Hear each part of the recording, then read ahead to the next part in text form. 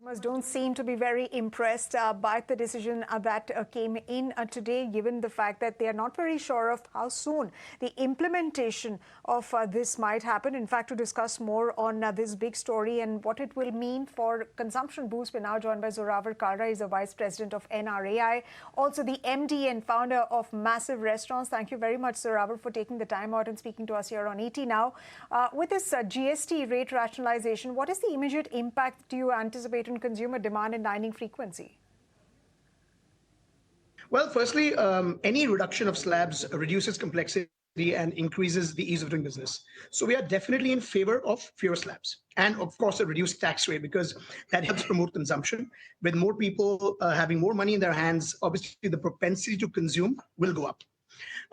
We, however, were already at 5%, so our tax rate does not change. However, obviously, there could be the benefit of people from other services having a reduced tax rate, thereby a higher gross disposable income that could be perhaps channeled towards the hospitality sector.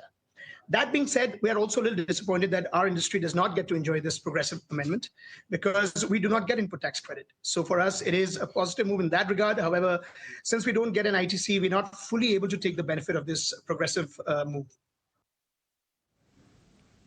Right, Zorawar, but there is something that you've also been vocal about in the past. In fact, when the network also had the opportunity to talk to you about this previously, you had spoken about input tax credit. And why is that not restored for restaurants? Because losing input tax credit is the biggest thing impacting the restaurant industry, which you have been putting into purview for the past couple of years. So I'm not going to get into the rationale of why it's not done, but let me tell you that the NRAI has actually submitted various representations to all the requisite authorities. We have made detailed project reports. We have shared proper working of data, which clearly proves that, in fact, the tax collections will increase for the exchequer as a result of ITC restoration. And we've done whatever is required from our perspective to ensure that the powers that be are aware of the predicament that we're facing, and also to ensure that they understand that there's actually a benefit for all to have. So we've done whatever we could from the NRAI's perspective. As a body of the industry, it's our job to do that, and we're working tirelessly towards it. What I think is that with this change in slabs at the moment and this, a progressive move that they've done, I think it is very now rational and logical for this to be extended to our industry and us be included into the ITC bucket as well. So I think from our perspective, we have done whatever we could, and it is our humble submission to the powers that be, to the authorities, that we are an important industry. We deserve a little bit more, TLC. We deserve a little bit more, effort to be done for us, so that we can keep our necks above water. And I think that this is a positive move. I'm glad that taxes have not gone up, and I think now is the right time. I think strike when the iron is hot. I think this is the right time for the government to kind of engage with us in a proactive manner and include us in the ITC. That's right, Zorawar. In fact, in our conversation almost a year back, that's something that you also mentioned, besides also mentioning that the industry needs to be given the status of an industry. But since we're talking about the industry, let's also talk about the food delivery business, because despite the booming business of apps, food delivery as a segment is not growing as fiercely as it did, say, perhaps last year. What's the impact that you see on that segment, and why has demand been slow to pick up?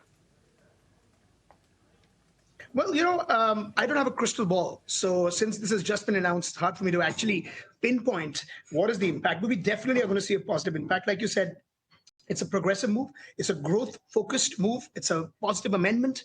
And I think with more money in the hands of consumers and literally touching almost every citizen in the country, this has to have a positive impact on consumption.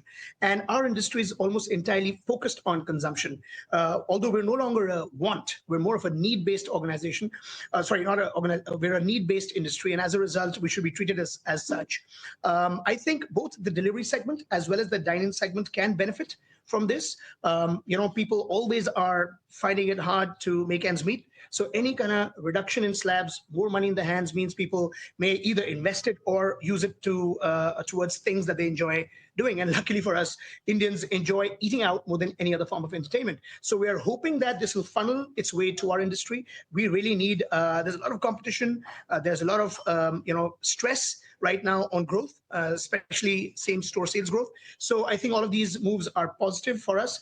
It's just that we don't think it is 100% solving our problem, because the biggest problem still remains not really the consumption as much, although that is also feeling some pressure.